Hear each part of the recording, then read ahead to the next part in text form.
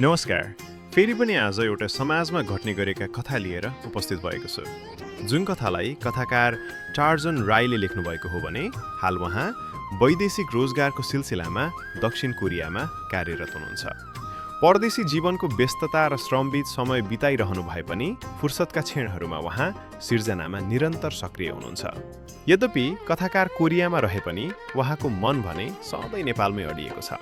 खोटाङ जिल्लाको पवित्र भूमि हलिसीमा जन्मनु भएका कथाकार टार्जनले नेपाली समाजमा घटेका यथार्थ घटनाहरूलाई जीवन्त र संवेदनशील ढङ्गले चित्रण गर्दै कलम चलाउनु भएको छ।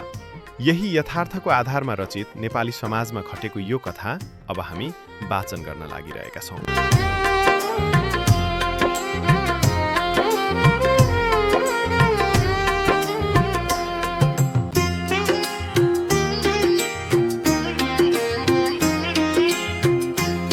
रविको कथा यसरी सुरु हुन्छ। काठमाडौँको एउटा साधारण परिवारमा जन्मिएको थियो। घन्टी बज्ने मन्दिर, भिडभाडका गल्ली, धुधाम्य सडक यिनै उसका बाल्यकालका साथी थिए। सामैदेखि उसले देखेको थियो राजधानीमै अन्याय, सत्ताको दुरुपयोग र मौन बनेका जनता। त्यही मौनताले रविको मनभित्र प्रश्न जन्माइरह्यो। समय बग्यो। अध्ययन र सङ्घर्षपछि रवि अमेरिका पुग्यो। अमेरिकामा उसले सबै पायो, सुरक्षित भविष्य, ठुलो तलब, विलासी जीवन। तर रात परेपछि जब सहर बत्तीले चम्किन्थ्यो, रविको मन भने काठमाडौँका अँध्यारा गल्लीमै हराइरहन्थ्यो। उसले आफैसँग सोध्यो, म यहाँ सफल छु, तर मेरो देश किन असफल? त्यस दिन उसले निर्णय गर्यो, अमेरिकाको आराम छोड्ने र नेपाल फर्कने। नेपाल फर्किएपछि रविले रोज्यो पत्रकारिता। कलम उसको हतियार बन्यो। उसको आवाज डराउँदैन थियो, सत्य बोल्थ्यो, भ्रष्टाचारलाई नाङ्गो पार्थ्यो। टेलिभिजनको पर्दाबाट उसको आवाज गुन्जियो। काठमाडौँदेखि गाउँसम्म मानिसहरूले भन्न थाले, यो पत्रकार हाम्रो हो। रवि पत्रकार मात्र रहेन, ऊ धेरैको मनमुटुमा बस्यो। तर समयसँगै उसले बुझ्यो, सत्य देखाउनु मात्र पर्याप्त छैन, त्यसलाई सच्याउने शक्ति पनि चाहिन्छ। उसले पत्रकारिता छोड्यो र राजनीतिमा होमियो। उसको उद्देश्य पद होइन, देश बनाउने सपना थियो। सत्यको बाटो सजिलो हुँदैन, शक्तिशालीहरू डराए। हो, कहिलेकाहीँ भुलवश मानिसबाट हजारौं गल्ती हुन्छन्, तर जानेर गरेको गल्ती र अन्जानमा गरेको गल्ती फरक हुन्छन्। केही कमजोरी देखाएर रविलाई जेलमा हालियो। जेलको अँध्यारो कोठामा उसको शरीर बन्दी बन्यो, तर सोच झन बलियो भयो। उसले त्यहाँ भन्यो, म जेलमा छु, तर देशप्रेम कहिले कैद हुँदैन। समय आयो, रवि जेलबाट छुट्यो। काठमाडौँ उस्तै थियो, पीडा, अव्यवस्था, आशाको खोजी। तर रवि उस्तै थिएन। जेलले उसलाई तोड्न सकेन, बरु झन् दृढ बनायो।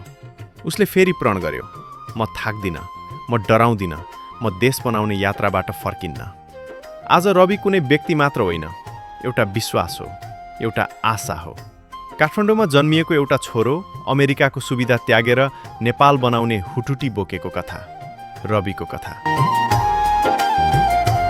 जेलबाट बाहिर निस्कदा रविलाई स्वागत गर्न भिड थिएन, माला थिएन, भाषणको मञ्च थिएन। तर थियो जनताको आँखामा अपेक्षा। कसैले भने, अब त थाक्नु भयो होला। कसैले भने, अब त चुप लाग्नु पर्ला। रविले मुस्कुराएर उत्तर दियो, देश अझै थाकेको छैन, म कसरी थाकु? उसले फेरि देश घुम्न थाल्यो। काठमाडौँका गल्लीदेखि दूरदराजका गाउँसम्म। कसैको घरमा उज्यालो थिएन, कसैको खेतमा पानी थिएन, कसैको सपना नेताको भाषणमै सकिएको थियो। रविले सुन्थ्यो, बोल्थेन धेरै, सुन्थ्यो धेरै। उसले बुझ्यो, पुरानो तरिकाले नयाँ देश बन्दैन। त्यसैले रविले नयाँ सोच अघि सार्यो, इमान्दारी, जवाफदेहिता र काम। उसले भने, राजनीति पदका लागि होइन, कर्तव्यका लागि हो। धेरैले हाँसे, केहीले विश्वास गरे, अनि धेरैले आशा गर्न थाले।